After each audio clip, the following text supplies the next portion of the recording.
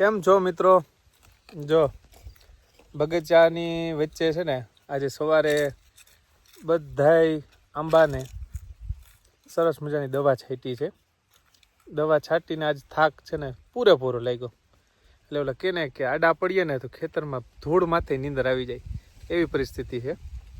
અને મિત્રો આજે જો ઓળો હે ને મસ્ત આને કે ઓળો બનાવ્યો અને સાથે રોટલી ને બધું ભાખરી ને જમીએ છીએ. પણ વન ભોજન પ્રકૃતિની સાથે ભોજન કરવાનું નક્કી કર્યું છે. જો પ્રકૃતિની વચ્ચે જ આ એક છે ને મિત્રો સજીવ સૃષ્ટિ છે. તમને આ પ્રકૃતિ છે ને એને પણ છે ને પ્રેમ અને હૂંફની છે ને એ પ્યાસી હોય છે.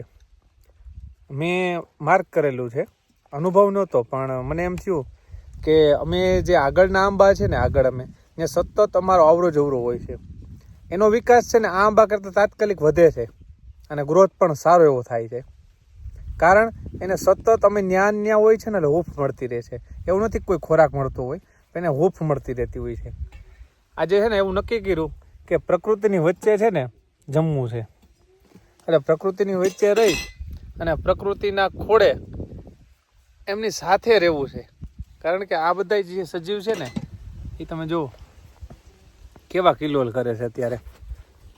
જાણે અમને આરી સાથે અમને આવકાર કર્યો હોય ને એવો સરસ મજાનો પવન છે, ઠંડો પવન આપે છે. ખરેખર મજા આવે છે. આમ તમે જુઓ ને તો પ્રકૃતિએ એક સરસ છાંયો કરી દીધો છે. આ એક ખોટી જેવડી વાવેલી હતી, આજે આ 3.5 વર્ષ પૂરા થઈ ગયા છે. એકદમ સોટી જેવી ને નાની એવી આપણે વાવેલી હતી ને એમાંથી ધીરે ધીરે કરતાં આ મોટી થઈ ગઈ છે.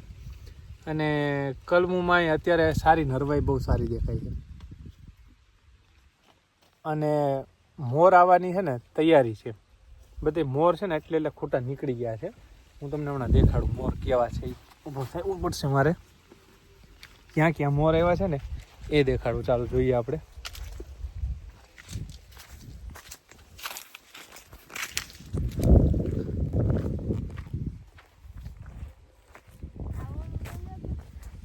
જો આ બધા જૂના પાન છે ને, આ બધા જૂના પાન છે મિત્રો. આની અંદર આ બધા છે ને મોર આવવાની તૈયારી થઈ ગઈ છે. આ બધા ઠોહા દેખાય છે ને એ મોરના છે. આ બધા મોર છે, આ બધા મોર છે. દેખાય? આ બધા મોર છે, આ બધા મોર છે.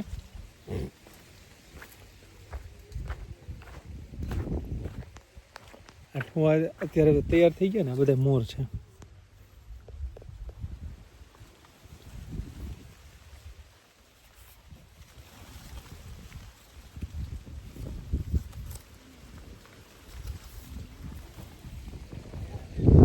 અત્યારે લગભગ ઠોહા નીકળવાની આ બધી તૈયારી છે. તમને દેખાતું હશે.